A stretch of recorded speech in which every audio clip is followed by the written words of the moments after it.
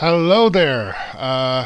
Once again, it's Christmas, and I decided to do something Christmassy and dress up a little bit festively.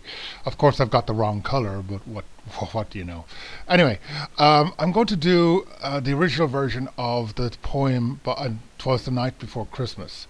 This was published in 1823 in the Troy Sentinel. That was sent by a friend of the author, whose name was Clement Clarke Moore. And he based the description of Saint Nicholas on the archetypical Saint Nicholas, as well as a local Dutch handyman that he knew, and he basically more originated in a lot of the modern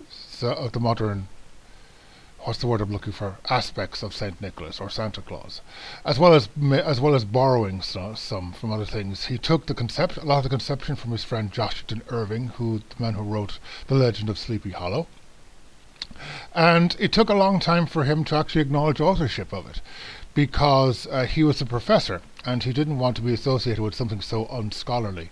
But his children insisted that he include it in an anthology of his poems, and since he had already written the poem for his children, he decided to include it and to acknowledge authorship. And the interesting thing about it was at the time, because rather than Christmas Day, he set it on Christmas Eve, and there's a reason for that. At the time, Christmas Day was starting to overtake New Year's Day as the genteel holiday of choice. But it was a little controversial because American Protestants disliked it because they viewed Christmas as a result of, and I quote here, Catholic ignorance and deception. By putting it on Christmas Eve, he avoided all that controversy and made it much more popular. And it's probably one of the reasons why presents are technically, well, they're received on Christmas Day, but they're given on Christmas Eve. And there's a little, and this is the original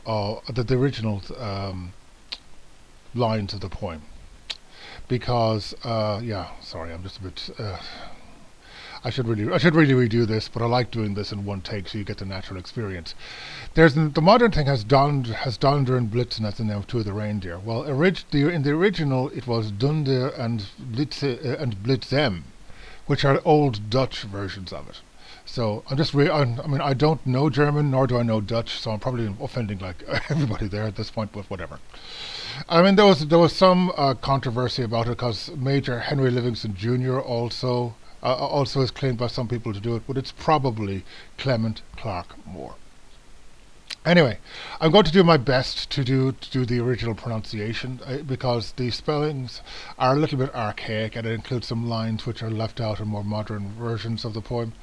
But I hope you enjoy anyway. So let's get into it. 'Twas the night before Christmas, when all through the house not a creature was stirring, not even a mouse.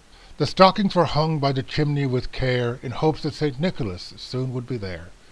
The children were nestled all snug in their beds, while visions of sugar plums danced in their heads. And Mamma in her kerchief, and I in my cap, had just settled our brains for a long winter's nap. When out on the lawn there arose such a clatter, I sprang from the bed to see what was the matter. Away to the window I flew like a flash, tore open the shutters and threw up the sash.